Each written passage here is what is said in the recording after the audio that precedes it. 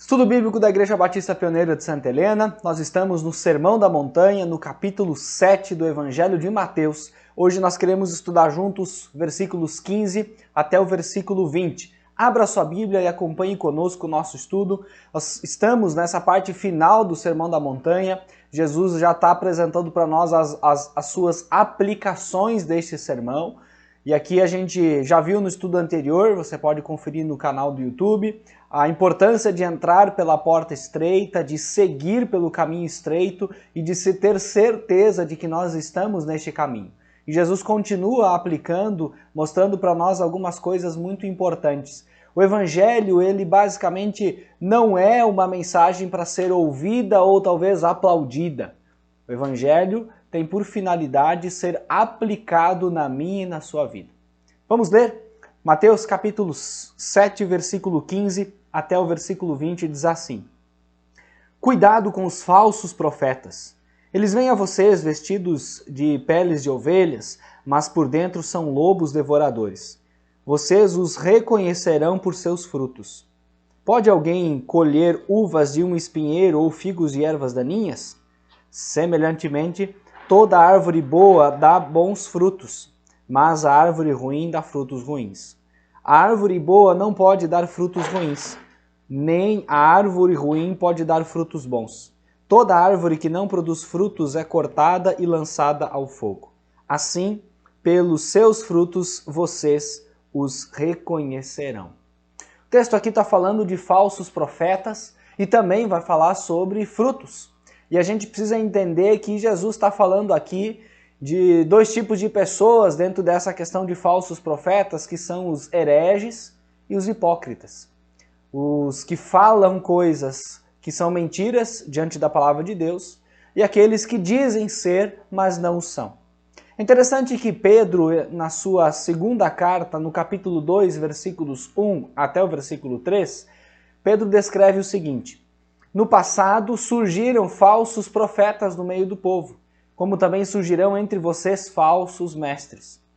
Estes introduzirão secretamente heresias destruidoras, chegando a negar o soberano que os resgatou, trazendo sobre si mesmos repentina destruição. Muitos seguirão os caminhos vergonhosos desses homens e por causa deles será difamado o caminho da verdade. Em sua cobiça, tais mestres os explorarão com histórias que inventaram. Há muito tempo, a sua condenação paira sobre eles e a sua destruição não tarda. Que texto forte falando destes falsos profetas, destes falsos homens que se dizem homens de Deus, mas que não são. Os falsos profetas, eles têm a sutileza como a sua principal arma. Eles não chegam de uma forma radical, trazendo seus ensinos, mas de forma sutil, eles aos poucos vão nos mostrando opções, um caminho melhor ou mais fácil. Os falsos profetas são indivíduos que se aproximam, dando a impressão de serem pessoas agradáveis, gentis, parecem ser bons cristãos, até dizem coisas corretas. Falam de Deus, falam de Jesus, falam muito a respeito do amor de Deus, romantizam muito alguns conceitos bíblicos que nós precisamos encarar como verdadeiros e como necessários, tais como o pecado, por exemplo, que nós precisamos encarar como ele de fato é, algo terrível, algo repugnante diante de Deus. É interessante que Jesus disse: pelos seus frutos os conhecerão.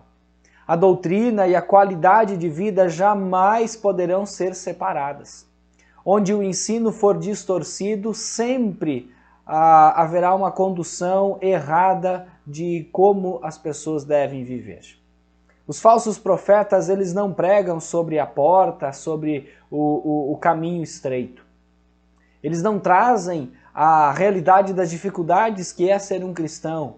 Eles falam apenas das bênçãos, dos privilégios. Eles não apresentam nada ofensivo ao homem. Falam coisas bonitas, coisas que são agradáveis aos nossos ouvidos. Mas é interessante que eles procuram agradar a todas as pessoas. E eles têm muito mais esse medo de agradar as pessoas e se esquecem que devem agradar a Deus. Eles podem até ser pregadores agradáveis, amáveis, atrativos, admiráveis. A sua mensagem é tão suave, tão consoladora, tão confortadora. Todos falam bem deles, porque isso os agrada. Mas também eles jamais vão sofrer perseguição por causa da sua pregação. E a Bíblia fala que nós, como cristãos, seremos perseguidos pela nossa firmeza, pela nossa vida correta diante de Deus. Mas é interessante que lá no Antigo Testamento, o profeta Jeremias, diante de tudo que ele vivenciou, ele descreve no capítulo 6, o versículo 14, dizendo assim, a respeito desses profetas: eles tratam da ferida do meu povo como se não fosse grave. Paz, paz, dizem, quando não há paz alguma. São falsos os profetas que apontam coisas boas onde não há coisas boas. Que apontam que o pecado não é algo assim tão grave, que nós devemos olhar só para o amor de Deus, porque afinal de contas Deus é amor. Jeremias também no capítulo 5, verso 31, ele diz: os profetas profetizam mentiras, os sacerdotes governam por sua própria autoridade e o meu povo gosta dessas coisas. Esse era o contexto do Antigo Testamento. Ele termina dizendo: mas o que vocês farão quando tudo isso chegar ao fim? Porque todas essas pessoas, elas não estão dando frutos, mas estão apenas distorcendo e ensinando coisas erradas para pessoas que, por falta de conhecimento, têm sido levadas na conversa. Uma das principais coisas que nós aprendemos no Sermão da Montanha é que devemos ter conhecimento da palavra e aplicá-lo nas nossas vidas. Essa é a vida que o Evangelho nos propõe, vida prática. Não apenas coisas que nós ouvimos, admiramos, aplaudimos, contemplamos, mas nós temos que participar, viver de verdade. Falsos profetas, eles ocultam a verdade. Eles não pregam sobre santidade, eles não falam sobre uma vida de retidão, eles não falam sobre justiça, eles não falam sobre a ira do Senhor que paira sobre nós. O seu ensino não destaca a pecaminosidade, o perigo do pecado, a incapacidade do ser humano de fazer qualquer coisa em seu favor para ter salvação. Nós não temos capacidade de sermos salvos. Os falsos profetas, eles não acreditam na realidade de que o pecado é tão grave, tão complicado assim. Mas Paulo nos descreve em Romanos capítulo 13, o verso 23, porque todos pecaram, estão destituídos, separados da glória de Deus. Em Efésios capítulo 2, o verso 5, Paulo diz: deu-nos vida juntamente com Cristo quando ainda estávamos mortos em transgressões. Pela graça vocês são salvos. 1 Pedro capítulo 2, o verso 24, Pedro diz: ele mesmo levou em seu corpo os nossos pecados sobre o madeiro, a fim de que morrêssemos para os pecados e vivêssemos para a justiça. Por suas feridas vocês foram curados. E novamente em Romanos 3, versos 25 e 26, Paulo diz assim: Deus ofereceu como sacrifício para propiciação mediante a fé, pelo seu sangue demonstrando a sua justiça. Em sua tolerância havia deixado impunes os pecados anteriormente cometidos, mas no presente demonstrou a sua justiça, a fim de ter justo e justificador, de ser justo, aliás, e justificador daquele que tem fé em Jesus. Fé em Jesus, mas reconhecer que somos pecadores, que carecemos da misericórdia de Deus, são coisas que nós precisamos ouvir nas pregações que nós temos assistido, ouvido. 2 Coríntios capítulo 5, verso 21, Deus tornou pecado por nós aquele que não tinha pecado, para que nele nos tornássemos justiça de Deus. É em Jesus e por meio de Jesus que nós podemos nos tornar justos.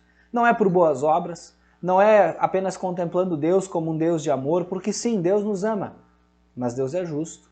E nós não podemos achar que o amor de Deus, só o amor de Deus vai nos livrar da condenação eterna. Nós precisamos de Jesus para termos vida eterna, para termos a salvação que tanto falamos e tanto precisamos. O arrependimento, ele indica que eu e você percebemos que somos pecaminosos, culpados, e que na presença de Deus nós merecemos a sua ira, a ira de Deus e a punição impostas por Ele sobre todos nós, porque nós somos pecadores. Nós precisamos perceber que algo chamado pecado está em nós e nós precisamos nos livrar dele. Assim, nós precisamos renunciar ao mundo, à sua mentalidade, às perspectivas do mundo, às suas práticas, negando a nós mesmos, tomando a cruz de Cristo e seguindo a Jesus. 2 Coríntios capítulo 13, versículo 5, nós temos um destaque interessante nesse verso dizendo: examine-se para ver se vocês estão na fé. Provem-se a si mesmos. Não percebam que Cristo Jesus está em vocês, a não ser que tenham sido reprovados. 2 Coríntios capítulo 13, verso 5. Em Efésios capítulo 6, o verso 12, o apóstolo Paulo nos lembra que a nossa luta não é contra pessoas, mas contra poderes e autoridades, contra os dominadores deste mundo de trevas, contra as forças espirituais do mal e das regiões celestiais. A nossa luta é contra os falsos ensinos que nós temos ouvido de pessoas que estão sendo conduzidas não por Deus, mas que estão sendo conduzidas pelo inimigo, fazendo com que as pessoas fiquem cada vez mais cegas diante de todas as informações que têm recebido, para que elas não abram os seus olhos para a luz da palavra de Deus e para as verdades que nós temos a partir do que Jesus nos ensina. A qualidade de vida cristã é tão deficiente, e isso é culpa da nossa despreocupação e de ouvidos atentos a coisas bonitas e não a verdades bíblicas. Nós não podemos continuar acomodados ou ficar acomodados caso assim estejamos. Mas Jesus, nesse sermão, ele também fala não só dos falsos profetas, mas ele fala da árvore e dos seus frutos. Jesus, ele diz, em duas situações, ele fala sobre essa expressão: pelos frutos os conhecereis. E é interessante que o cristianismo, ele se interessa pelo estado do coração do homem. Na Bíblia, coração geralmente não aparece como sede de emoções, e sim como o centro da nossa personalidade. Olha o que diz Mateus capítulo 12, versículo 33 a 37. Considerem, uma árvore boa dá bom fruto, uma árvore ruim dá fruto ruim, pois uma árvore é conhecida por seu fruto. Raça de víboras, como podem vocês que são maus dizer coisas boas? Pois a boca fala do que está cheio o coração. O homem bom do seu bom tesouro tira coisas boas, e o homem mau do seu mau tesouro tira coisas más. Mas eu lhes digo que, no dia do juízo, os homens haverão de dar conta de toda a palavra inútil que tiverem falado, pois por suas palavras você será absolvido, e por suas palavras será condenado. O fato é que nós temos que, como cristãos, ser conhecidos e reconhecidos pelos nossos frutos. E o texto, ele vai dizer que toda árvore boa dá bons frutos, e nós vamos ser conhecidos pelos frutos. Se somos cristãos, daremos frutos. E as pessoas vão perceber isso como testemunho e testificando a nossa fé. Mas é importante nós entendermos que o verdadeiro cristianismo, ele produzirá o tipo correto de vida numa pessoa. A exortação, a chamada de atenção aqui nesse texto é que nós devemos ensinar e disciplinar a nós mesmos, procurando sempre por bons frutos. Até existem maneiras de simular um comportamento cristão, de aparentar que somos cristãos, mas não tem como nós imitarmos frutos. Um cristianismo falso e simulado sempre foi o pior obstáculo e o maior inimigo da verdadeira espiritualidade. Portanto, eu e você precisamos abrir os olhos e perceber se nós não estamos vivendo um falso cristianismo. Talvez o fato de nós não darmos frutos é porque nós estamos vivendo um falso cristianismo e precisamos acordar para essa realidade olhando para o Senhor, praticando o sermão da montanha, praticando a palavra e nos voltando para Jesus, nos arrependendo, confessando os nossos pecados e entregando a nossa vida a Cristo. Uma pessoa, para ser uma cristã autêntica, ela precisa defender a verdadeira doutrina cristã. Ela precisa ter o conhecimento necessário, ela precisa aplicar esse conhecimento na sua vida e defender a palavra de Deus, a doutrina cristã e o conhecimento de Jesus. Se nós não tivermos uma consciência da total e a absoluta santidade de Deus, da extrema pecaminosidade do pecado, se nós não percebermos que a verdadeira mensagem da cruz é que toda a retidão de uma pessoa é inútil e que nós não passamos de meros pecadores, impotentes, imundos, nós não podemos nos chamar de cristãos. Todo aquele que se diz cristãos evidencia na sua vida as bem-aventuranças. No capítulo 5 de Mateus, a partir do versículo 3, nós temos essa descrição que já falamos aqui nos nossos estudos anteriores. Mas em Gálatas, no capítulo 5, versículos 21 a 25, nós temos uma descrição dos elementos do fruto do Espírito. Mas o fruto do Espírito é amor, alegria, paz, paciência, amabilidade, bondade, fidelidade, mansidão e domínio próprio. Contra essas coisas não há lei. Os que pertencem a Cristo Jesus crucificaram a carne, mas com as suas paixões e os seus desejos. Se vivemos pelo Espírito, andemos também pelo Espírito. Gálatas capítulo 5, versos 21 a 25. É isso que deve ser evidente na vida de um cristão. Esse fruto, ele não se acha em alguém que é bonzinho, mas somente em alguém que faz parte da árvore boa, que está ligado à verdadeira árvore, e nós temos vida nesta árvore a partir de Jesus. O homem cristão, ele é sóbrio, ele é manso, ele é humilde, ele possui a alegria do Senhor no seu coração. Ele não se interessa pelo exibicionismo, pela aparência. Não que ele ande despreocupado e desleixado, mas o interesse dele não está em aparentar, mas em ser. A sua preocupação é agradar e viver para Deus. E por fim, o teste mais definitivo e final de todos é a humildade. A verdadeira humildade. Sermos realmente humildes de espírito. Sermos realmente reconhecer que aquilo que nós somos, aquilo que nós temos, aquilo que nós fazemos, não é por nós, não somos nós, mas é o Senhor agindo através de nós. Por isso nós devemos examinar a nós mesmos para sabermos se temos a nova vida em Jesus. O que está no íntimo não pode ser escondido. Portanto, tenha certeza, sendo um cristão, daremos fruto. E esses frutos ficarão evidenciados. Se eu e você não temos dado fruto, devemos nos preocupar. E devemos imediatamente nos arrepender e buscar ao Senhor, para que nós então venhamos a crescer em conhecimento, em graça, mediante a fé, para que justamente possamos dar fruto no futuro próximo. Que o Senhor nos conduza. Vamos orar?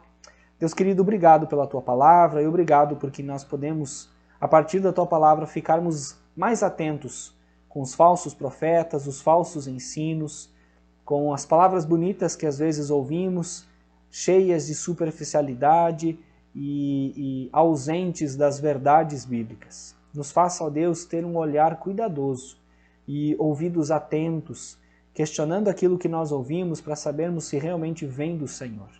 Mas também, ó Deus, nos dê o privilégio de darmos fruto e de fazermos parte dessa árvore e dando frutos, podendo evidenciar o Senhor. Que o Senhor nos conduza, que o Senhor nos dê sabedoria, entendimento e nos faça olharmos cada vez mais para o Senhor. Assim oramos em nome de Jesus. Amém. Que o Senhor continue nos ensinando e nos abençoando e até o nosso próximo estudo.